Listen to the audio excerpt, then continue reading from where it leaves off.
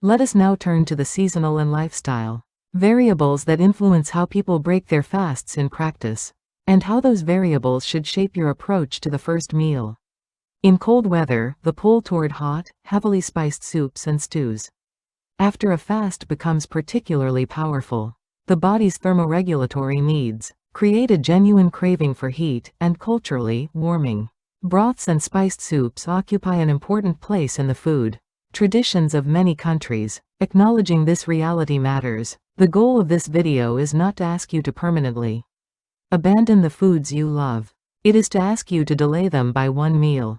The cold weather strategy for fast breaking centers on the distinction between food that feels warming and food that causes thermal damage. Food that warms you from within through its nutrient content, its temperature in the safe range of 40 to 55 degrees Celsius, and its inclusion of warming spices like ginger, cinnamon, and turmeric can absolutely satisfy the craving for warmth without injuring your fasted gastric mucosa.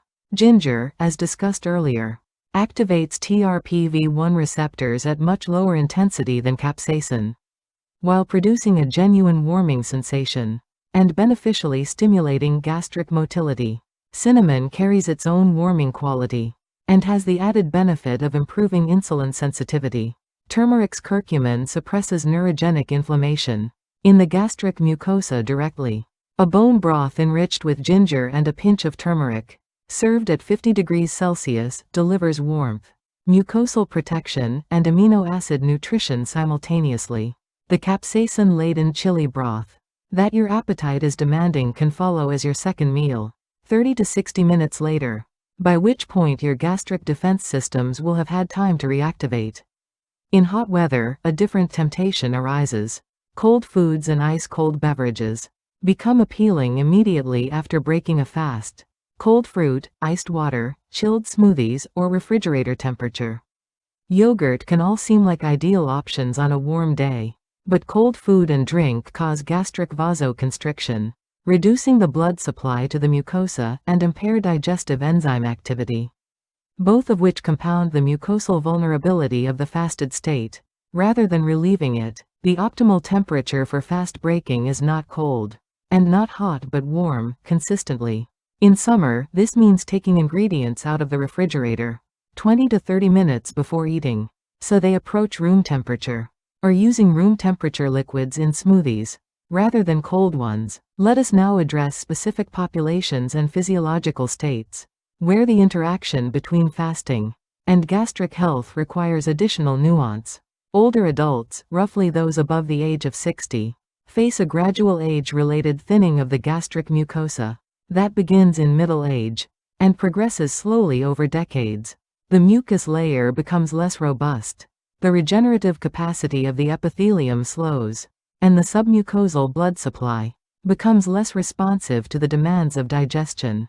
These changes mean that the mucosal vulnerability created by fasting is superimposed on a baseline of reduced mucosal defense capacity. Older adults who practice intermittent fasting should apply the fast-breaking principles described in this video with particular care, should start with smaller volumes of food, and should be especially conservative about hot temperatures and spicy food in the first meal. Regular monitoring of gastrointestinal symptoms and periodic consultation with a physician about their fasting protocol is advisable. Adolescents and young adults have physiologically robust gastric mucosa, but this robustness can create a false sense of invulnerability. The fact that a young person can regularly break fasts with very hot, very spicy food without apparent symptoms does not mean their gastric mucosa is unaffected. Subclinical mucosal microinjury can be occurring without producing symptoms, and habits formed in early adulthood set the trajectory for gastrointestinal health in later decades. The Helicobacter pylori infection rate is also significant in young adults in many countries, and an infected but asymptomatic young person faces the same mucosal vulnerability that we have discussed. Athletes who use intermittent fasting to manage body composition face a specific timing challenge. Training sessions often occur during the fasting window and the post-exercise period, when muscles are most responsive to nutrition, may coincide with the fast-breaking window. Post-exercise gastric physiology is different from resting. Fasted physiology in several important ways. Intense exercise transiently reduces splanchnic blood flow, meaning blood flow to the digestive organs, which can persist for 30 to 60 minutes after exercise ends. This reduction in gastrointestinal blood flow combines with the fasting-induced reduction in mucosal blood flow to create a period of particularly pronounced mucosal vulnerability.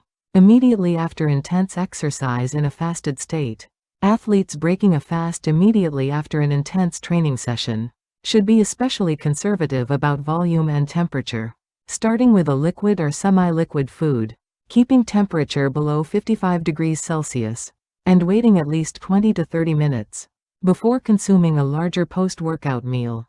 There are several common misconceptions about fasting and gastric health that circulate widely in the wellness community and need to be addressed directly, because acting on these misconceptions undermines the gastric protection strategies that can make fasting genuinely beneficial. The first misconception is that if you feel fine after eating hot, spicy food to break your fast, your stomach is fine. The absence of symptoms is not evidence of the absence of damage. Gastric mucosal erosions, the earliest stage of significant mucosal injury, frequently produce no pain. The sensory nerve fibers in the deeper layers of the gastric wall that generate the pain of gastric ulcers are not activated by superficial epithelial damage. Many people who have endoscopically confirmed erosions describe no symptoms at all. If your only standard for assessing the impact of your fast-breaking meal is whether you feel pain afterward, you are missing a significant proportion of the damage that is actually occurring. The second misconception is that fermented foods are always appropriate for breaking a fast because they are gut healthy. Fermented foods are genuinely valuable for gut microbiome health, but the category of fermented foods includes some that are very well suited to fast breaking, like plain Greek yogurt or a mild miso broth, and others that are problematic, like kimchi, sauerkraut with high acidity, fermented hot sauces, or kombucha, which is significantly acidic and carbonated. The acid content and capsaicin content of many traditional fermented foods make them inappropriate as first meal choices after a prolonged fast. Reserve them for the second meal. The third misconception is that drinking coffee, even black coffee, without sugar, before or immediately after breaking a fast is acceptable, because it does not technically break the fast. Black coffee does not raise insulin meaningfully, and is generally compatible with the metabolic goals of intermittent fasting. But coffee has direct gastric irritant properties that are well documented. The chlorogenic acids in coffee are potent stimulants of gastric acid secretion. Caffeine further increases acid secretion and reduces lower esophageal sphincter tone on a fasted, mucosa-compromised gastric lining. This combination of increased acid production and weakened sphincter function creates exactly the conditions for heartburn, gastritis, and, with repeated exposure, more significant mucosal damage. Coffee is best deferred until the second meal after fasting, at which point the mucosal defenses have had time to re-establish themselves. If you cannot start the day without coffee, take it with your first meal rather than before it.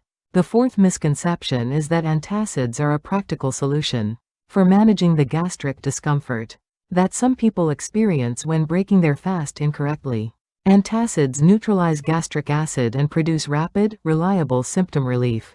But relying on antacids to compensate for a fast-breaking meal that is damaging your gastric mucosa addresses the symptom while ignoring the cause.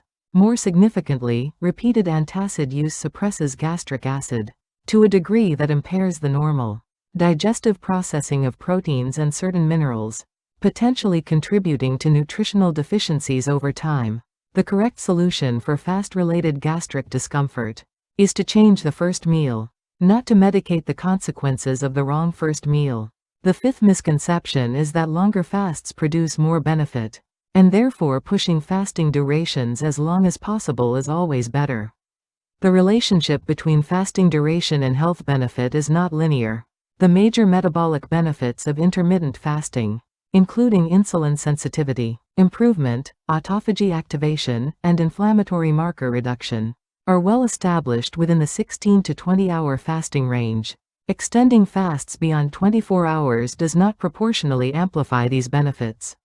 And it does significantly amplify the mucosal vulnerability. That makes the choice of first meal so consequential. Longer fasts also increase the risk of muscle protein catabolism, electrolyte imbalance, and hypoglycemia, the sweet spot for most healthy adults. Seeking the benefits of intermittent fasting is 16 to 18 hours, which is long enough to reliably activate the beneficial pathways, without creating excessive physiological stress. Now let us discuss the additional foods and supplements that have evidence supporting their role in gastric mucosal protection and recovery. Cabbage deserves particular attention. Cabbage contains a compound sometimes called vitamin U, which is technically S-methylmethionine sulfonium. This compound has been shown in research to stimulate gastric mucosal cell regeneration, improve mucosal blood flow, and inhibit the growth of Helicobacter pylori.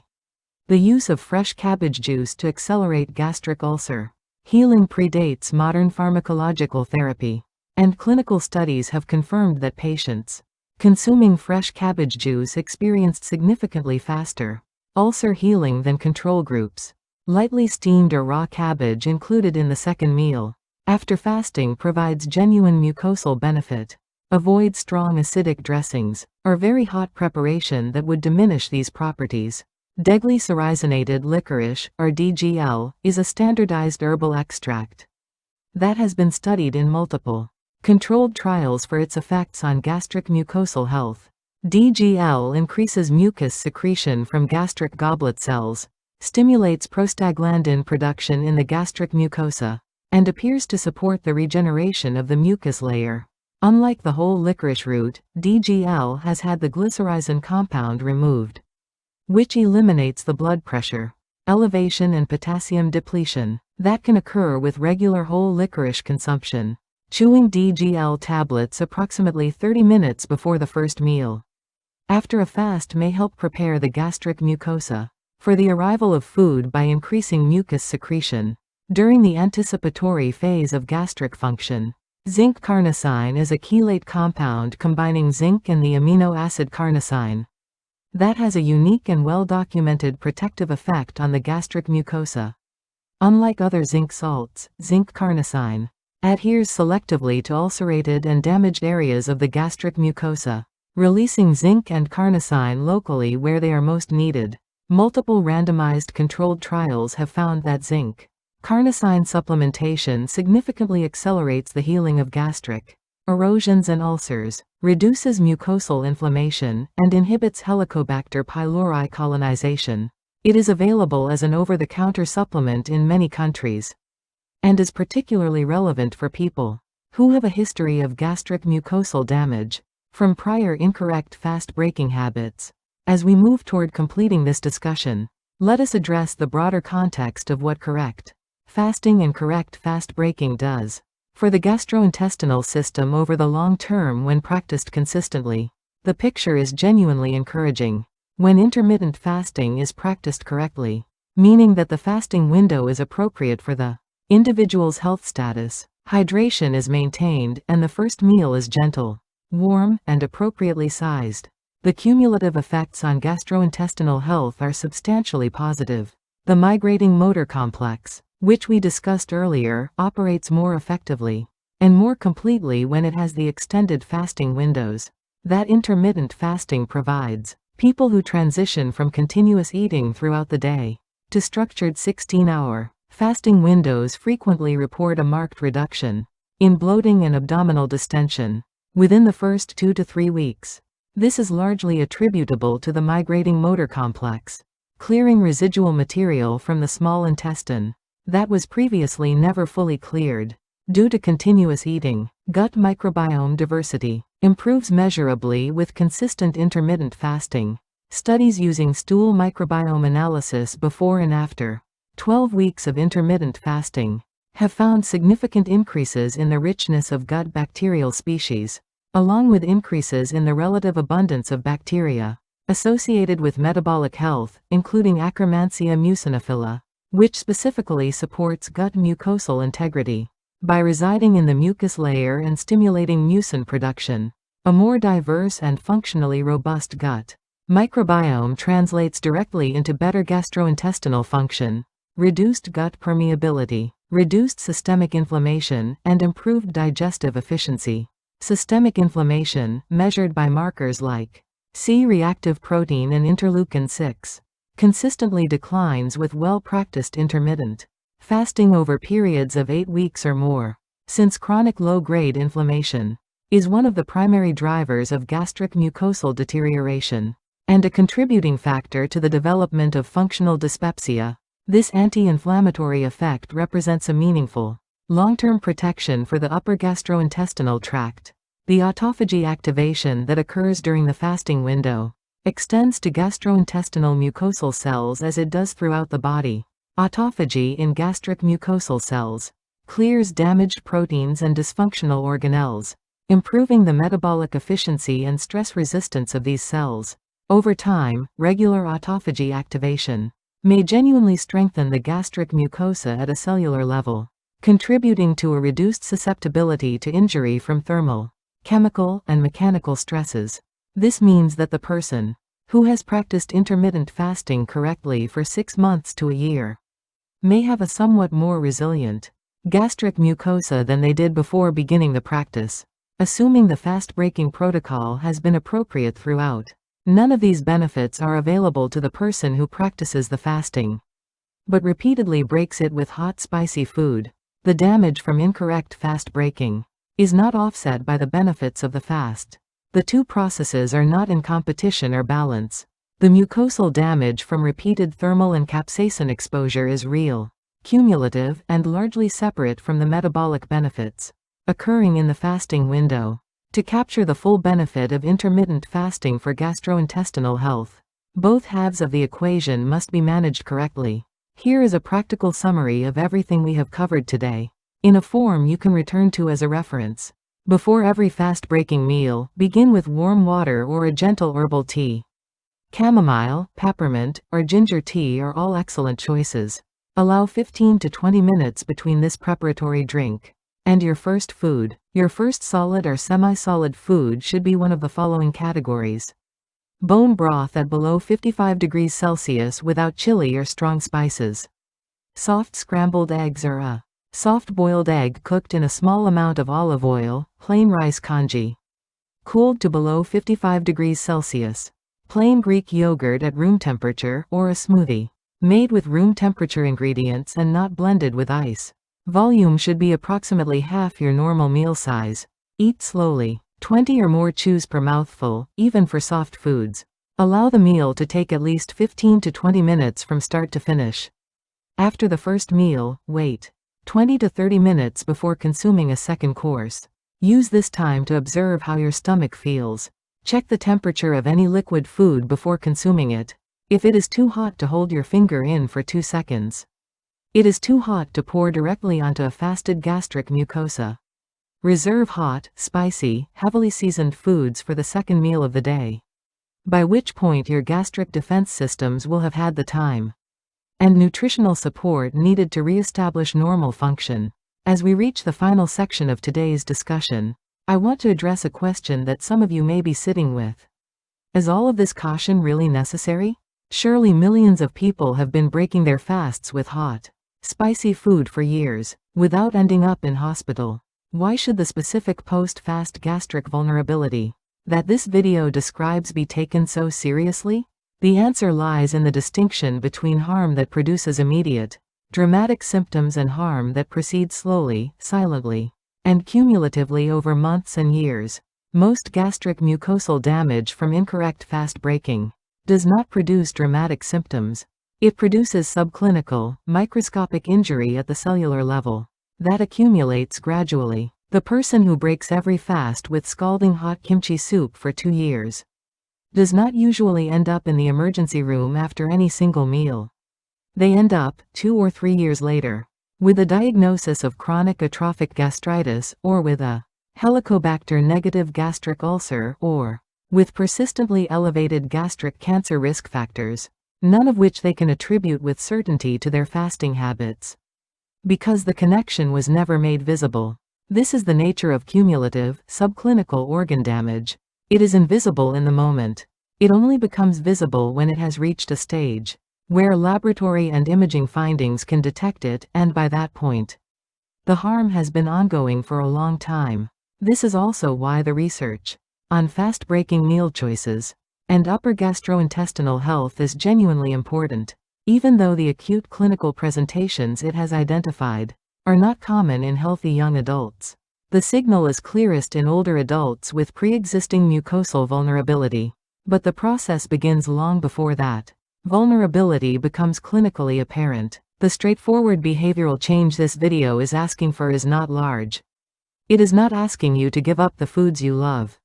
It is asking you to eat those foods 30 to 60 minutes later than you otherwise would. The difference between making hot, spicy soup your first meal and making it your second meal with a gentle, warm, mucosal protective food as your first is the entire difference between continuously damaging a vulnerable tissue and continuously supporting its recovery.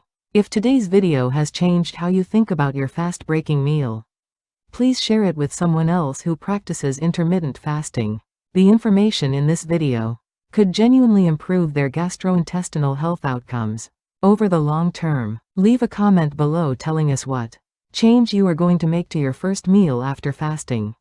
Your feedback guides us in creating content that addresses the questions that matter most to your health.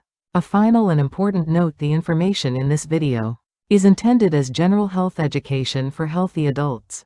It does not constitute medical advice, and it should not be used as a substitute for consultation with a qualified healthcare provider.